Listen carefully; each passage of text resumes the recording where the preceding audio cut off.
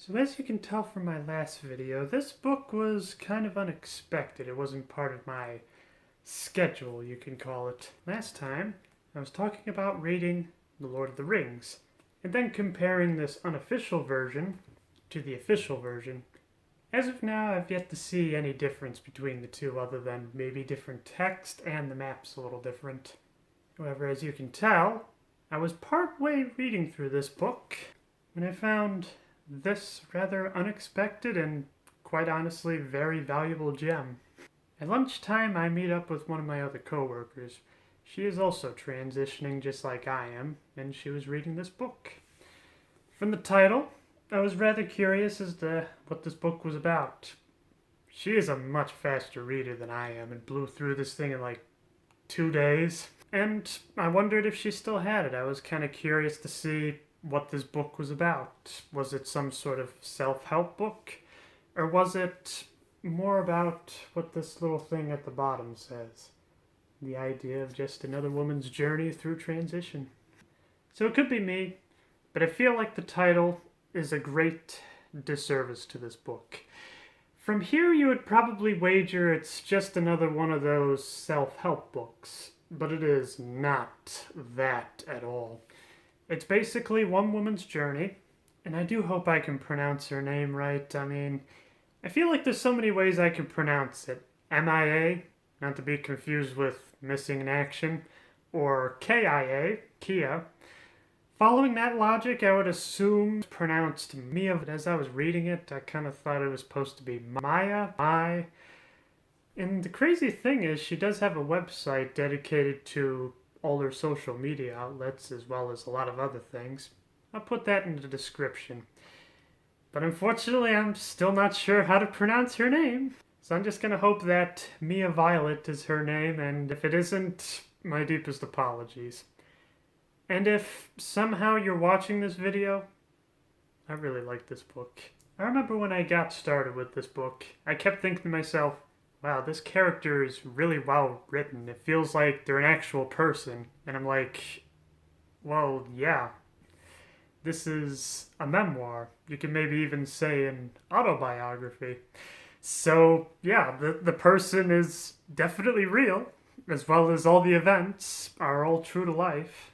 Probably the closest thing I have to compare this to is there was this one book in high school entitled A Child Called It. Now from that title, I think you can gather a basic idea of what that book was about.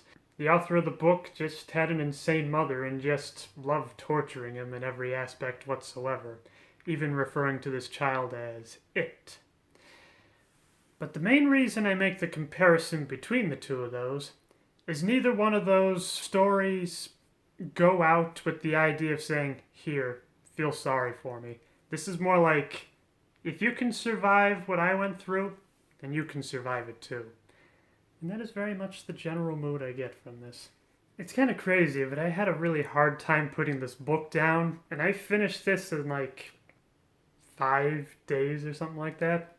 It was a very interesting story, and I just really wanted to keep going. And plus, she just has a way of ending each chapter with enough of a cliffhanger to go, no, what happens next? In that aspect, you know exactly what it reminds me of. A little bit of At the Shrugged.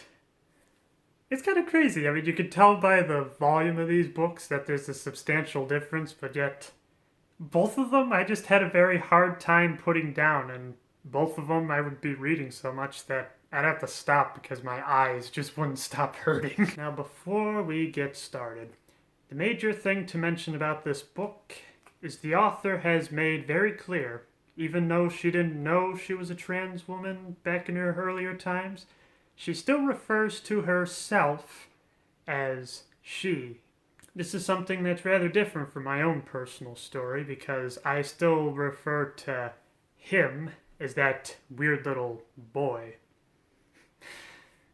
So I'll do my best to respect your wishes and just refer to the author as she throughout the entirety of this book.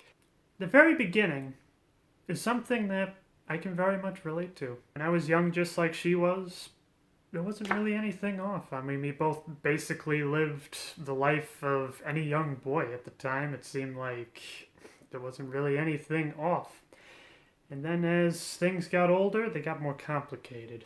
One of the major differences is that she was born in the UK, while I was born in the United States.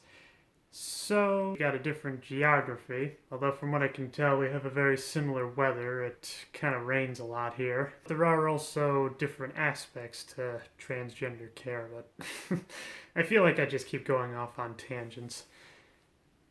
So like I said, that was like preschool, very early childhood. Not really anything too crazy. But elementary school for her is where it started to get a little different. When she got older, she started to think it would probably make more sense if I went into the girls' line. This was a thought that was very weird to her, and since she knew it wasn't normal, she just kind of let it slide, but had a little bit of irritants there. Growing up in a Catholic school, it wasn't easy being a closeted transgender woman. There was obviously no representation because, hey, as far as the Catholic Church is concerned, those are the people you send into the monastery to pray the gay away. Or at least that's the old tactic. I want to say it's getting better, but it's hard to say. So that's a similarity right there in the idea that we both share Catholic backgrounds. Another big similarity as well I noticed is that both of us were just never really into sports. I mean, it seemed like football was always the big thing. Since it's spelled with two O's, I'm gonna assume she means tackle football and not what we Americans call soccer. Because I think that football is spelled with a U offhand. But for me, I just kind of chalked that up as being nerdy, and I found quite a few friends that shared this similar view, never got what the big deal was with sports in the first place. She was able to form a few friendships here and there, but it seems like there wasn't really a whole lot that stuck. Middle school was where it got very interesting because she was a rather sensitive person. Well, at that time, all the raging testosterone going around just basically meant target for beatings as well as abuse as well as other things because it was very obvious that she did not fit in. Mentions during this time the idea that puberty was just not doing what she wanted it to, and well, I can basically agree with that. I guess mine wasn't really as intense because when puberty finished, I was just disappointed to figure out that I came out as male. But for her, it was like an epidemic. It's just like, what is happening to me? This is not what I want. And so she started to look it up. This was somewhere around maybe the early 2000s. She mentions this one website known as Gaia, I want to say. Gaia. The only other time I heard that name before was in Anthem. There she met up with a group of other transgender people, and she started to explore a little bit with having them be like a bit of a template. With this, it kind of became pretty obvious to Mia that she was indeed transgender. The first step she wanted to do was to tell her parents. She started with her mother. She was only about 14 at the time, and since she just couldn't do the conversation face to face, she sent a letter to her and hoped that she would be able to read it and accept it. This is one of those moments I think of. Have you ever seen Rick and Morty? There's this one episode where they go to this arcade. And in the arcade is a game called Roy, where basically it's a virtual reality game where you play as this one man called Roy, and whoever lived the best life gets the highest score. This is one of those things. When I heard the letter, I just kind of think of Rick going down the Morty saying, "You went back to the carpet store, noob." And as such, I kind of wanted to laugh at that little detail as well.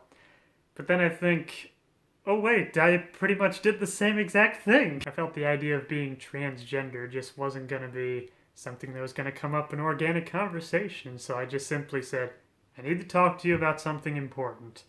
So a very similar sentiment here. Except this didn't go very well. Her mother was furious and basically said, "You are mental, and these people are brainwashing you. We are going to cut you off from Gaia entirely. And your father will never know about this. You are our son." And I could just feel that giant dagger aimed right at the heart when I was reading this. It just kind of destroyed all her self-esteem. And so she just kind of went on accepting that, yeah, she had to be a boy for the rest of her life. From there, it seemed like her life just kind of fell to pieces. She didn't care anymore. So grades, as well as good attendance, it was just like, what was the point anymore? There was no point in living. This is one of those things I can kind of say rang true for me, except it was the opposite. Like, kindergarten, it was fun. I liked it. First grade, that was the point of like, I don't care anymore. I'm just here because I have to be. And as I got older, the school experience got a little better, although it definitely got a lot weirder as I got older. It was at this time that she was introduced to classic rock, the likes of Twisted Sister, Iron Maiden, Ozzy Osbourne, Dio, stuff like that.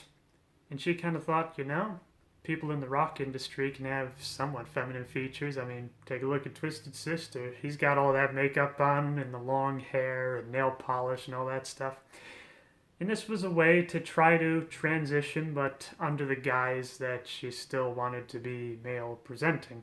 And being in a traditional Catholic school, you can tell that everybody just didn't like this. They saw the long hair as her just being a beatnik, just simply skating away or being a rebel that will infect all the other good students. The mood didn't really get much better when college rolled around. When she kind of realized that, oh yeah, you kind of need good grades to go somewhere. So she went to a community college and took her degree with video game design. I am very jealous of you. I had to go for something boring like computer information systems. From there, she was just a loner. She did kind of have one on and off friend and even a girlfriend named Nicole. She gave purpose to her life, kind of a validation that she wasn't broken. She was kind of normal. She had a stable relationship, something that her high schoolers couldn't claim to, because most of the time they just had a relationship for 2 or 3 months and that was it. But as time waned on, this girlfriend, Nicole, just got worse. She was very demanding, and she wanted Mia to be with her every step of the way. She was kind of trapped because this was the only way she was able to measure her self-worth. And at the same time, Nicole's mother was able to give Mia a job, so to speak, tending after the horse stables. Which, yeah, I can't imagine how fun that would be. And I like how she even alludes this fact. It's just like, some people might think that this would be a glamorous job. And I'm like, what's glamorous about shoveling around horse poo? That's also what she said as well. She was able to build up the courage to break up. And there she was at the lowest low she ever been in her entire life. She took a long, hard look in the mirror and knew that something had to change. Not so much with transitioning, but just with her life in general.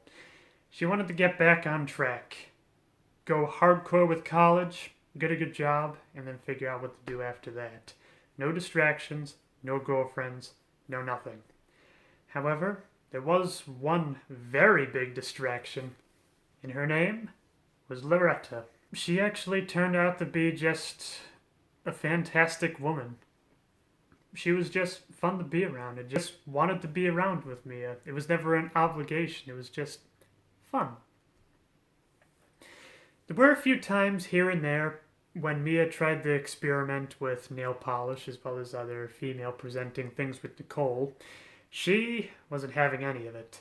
However, Loretta was a completely different story. She not only loved it, but embraced it. Mia showed her her colored nails, and Loretta was just like, ooh, that's a nice color. It suits you. And so she brought out her little thing of nail polish and said, would you like to try any other ones out? But probably the most heartwarming section of the story I can think of. Mia fell into the idea of wanting to cross-dress. It was something that was kind of a stress relief. It just made her feel normal for once. She just kind of built up this stash in secret wherever she could. But then, one time Loretta sent her a package. Because Loretta lived far away, it was easier just to send it to her house. And so, not knowing what to expect, she opened it and took a look and found it was just a fantastic dress set in like the 1950s or 60s style. If I could ever find this dress, I'd honestly want to wear it. But she unwrapped it and took a look. And Loretta was over there with FaceTime saying, "Did my package make it there all right?" To which Mia said, "Yep, here it is," and then showed a picture of it. And Loretta said, why don't you try it on?"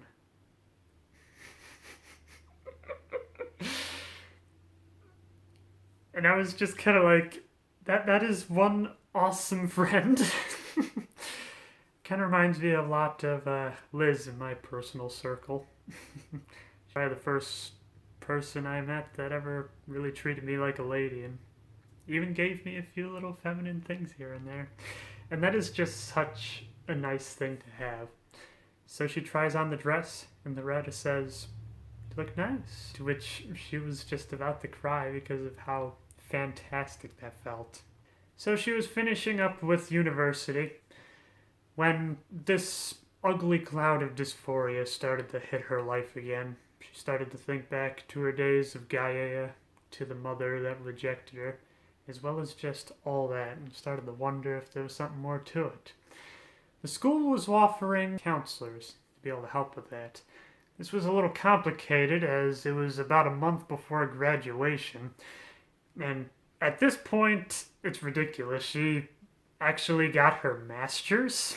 However, she still wanted to see if counseling could be done. And that counseling turned out to be one of the best things for her. She finally figured out who she was, just kind of hammered out all these little details here and there. And one of the things that strikes me a lot is the advice that was given to her by this counselor. Imagine a world where everybody only had to worry about themselves. They only had to take care of themselves emotionally, and they didn't need anybody else to do it. This sounds very familiar, but I'm not sure why. Just a thought. But after this, she really wanted to get into the idea of transitioning. It felt like it was the next step to finally reverse all the damage that was caused during male puberty.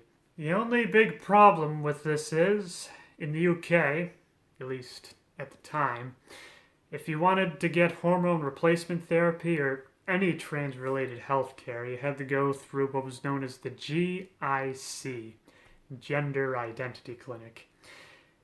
And the waiting lists would be up to about a year and a half. And if you're any less than, say, 85% obvious trans, they probably weren't going to treat you. She was able to send an application off and had to wait a little over a year. This was taking quite a long time, so she was able to find this other online doctor and was able to get the hormone treatment that way.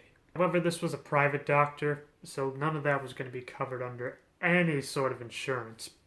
However, a pass from the GIC would definitely ensure such a thing. It's one of those things I think about of how much easier it is over here in the United States. While the taxes are very high where I live, it's nice that we have what's known as informed consent, I want to say, where if you're over the age of 18 and you say you're trans, they'll gladly start treatment right away for it, rather than having to go through multiple doctors, multiple therapists. You have to sign. You have to be 100% dedicated to such a thing, just in case it was a whim of the imagination. Well, both her and I can tell you, if somebody is telling you they're transgender, they have tried everything in their power to convince themselves that they are not. I'm pretty sure this is a universal experience across all people that are transgender. But if that was not your story, feel free to correct me. From there, the transition process was slow, but she was able to get a few jobs here and there, and even with the identity of being transgender, as well as her correct name. And there was all about just kind of, well, like the bottom says here, the transition from self-loathing into self-love. That's actually pretty hard to say when you want to try to say it fast. And along the way, you can definitely see some of the happiness, but also some of the turmoil that is kind of brought upon this. Despite what we want to think, there is a very big distinction between men and women in society. And if you're anything else, well, the general mass might not even know what you're talking about. Women are always thought to be more defenseless, easier to take advantage of. And that is something that has come across in this book. I would like to say I haven't come across it in real life, but maybe in some circumstances I have, but just never really noticed. One of the big things that probably struck out to me was it got to a point where it just seemed like she could start living her life on her own terms, and she just wanted to seize every single opportunity. Any minute wasted was valuable time that was just thrown out the window. And I've definitely fallen into this trap a few times myself. And another big thing I noticed was that she has a very intense online presence, which is brought up several times throughout the book. And she would often fight the good fight. Every time there was something remotely transphobic, she would just read the whole thing and then attack everything. And if there's one thing I've found out, my personal experience, don't feed the trolls. Not only does it take an emotional toll on yourself, but it just gives more fuel to the fire for the people saying these hurtful things. If it wasn't for a friend of mine, I know I'd probably be right there with her, just trying to fight the good fight, trying to point out every time there was a problem. But sometimes you just kind of get sick of arguing with a brick wall. She's still very much active, from what I gather from the book, as well as the website that she has for herself. But she has also made time for herself. And then it just kind of ends with recapturing the title of the book.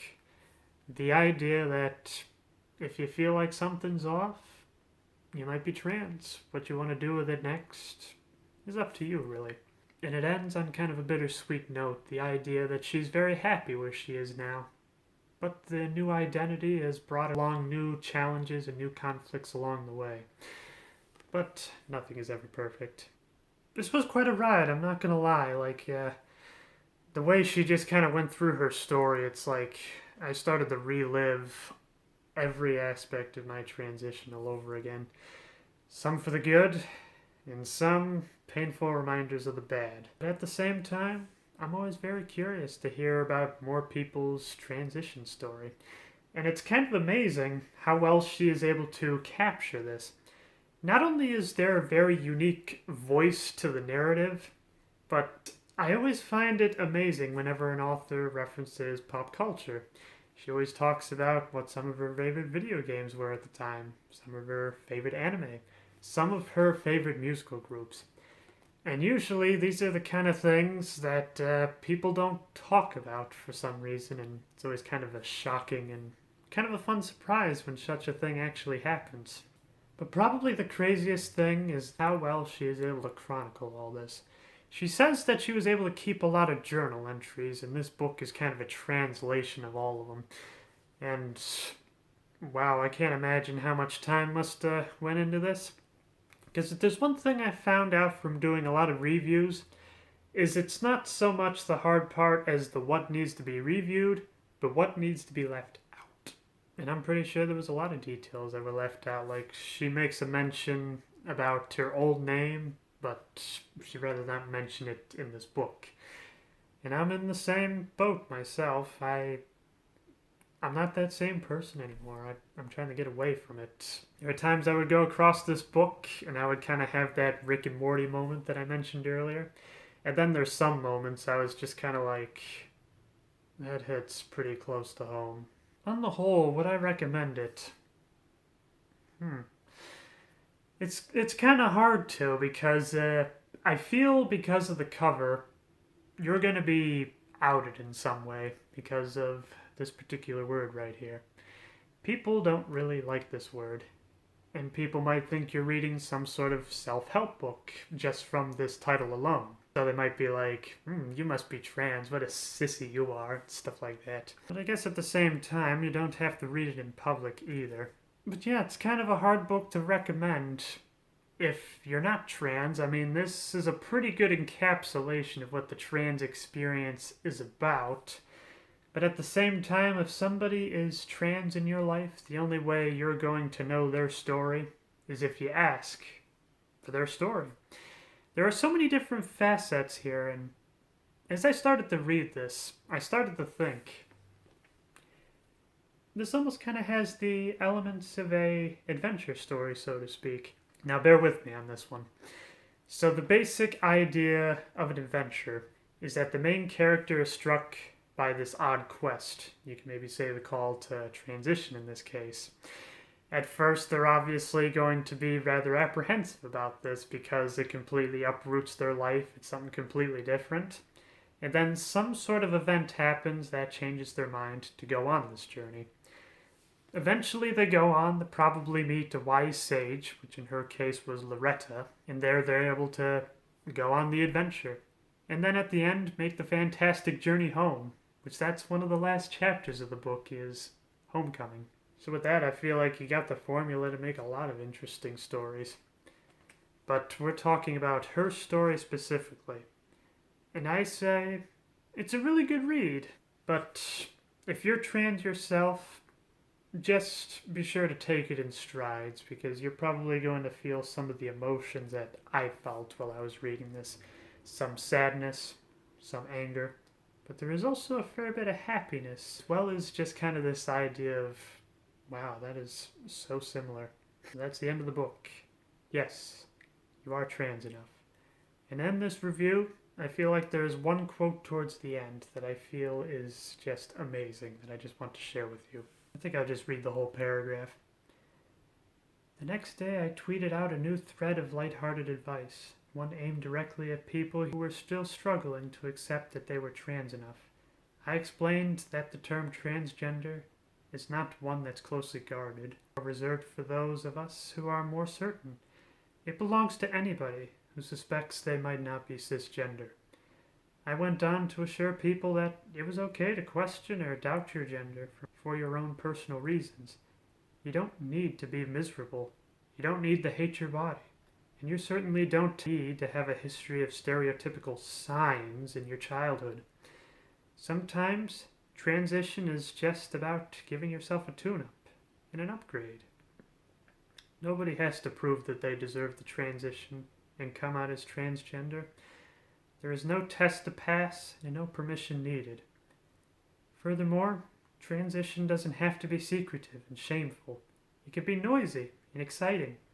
There's absolutely nothing wrong with being transgender, and nobody should feel they have to hide away in a bedroom. I knew that as long as I had any sort of platform, I'd be doing my best to keep passing on that message, because regardless of how inferior or inadequate somebody feels, if they want to transition for any reason, then they are trans enough.